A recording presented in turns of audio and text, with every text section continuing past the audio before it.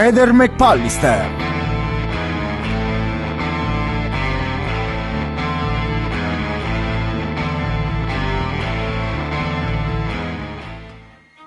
Scomparsa di Liliana. La ricerca degli appartamenti e l'appuntamento dal dentista. È vero che le profondità e le zone occulte della nostra mente talvolta possono nascondere insidie, recondite fragilità, idonee a generare agiti imprevedibili. Ma è vero anche che, attraversando a ritroso le storie delle morti equivoche, si ritrova spesso traccia di un movente che le abbia determinate.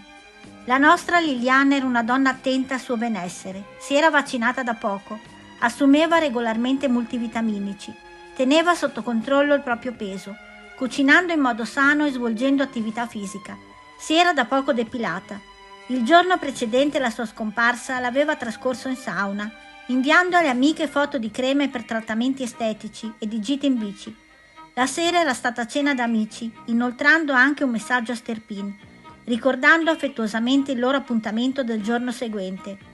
Aveva anche fissato per il 22 gennaio 2022 un appuntamento dal suo dentista di Trieste, annotando sul suo cellulare la data dell'incontro.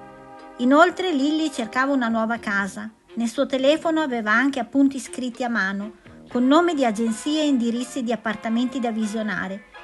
Questo è quello che abbiamo trovato esplorando l'esistenza di Liliana. Tra poco tempo il GIP di Trieste deciderà se accogliere o meno la richiesta di archiviazione, depositata dalla competente procura. Noi, come sempre, rispetteremo in modo sentito ogni decisione, ma come sempre saremo dalla parte di una donna alla quale è stato impedito di recarsi il 22 gennaio 2022 dal proprio dentista.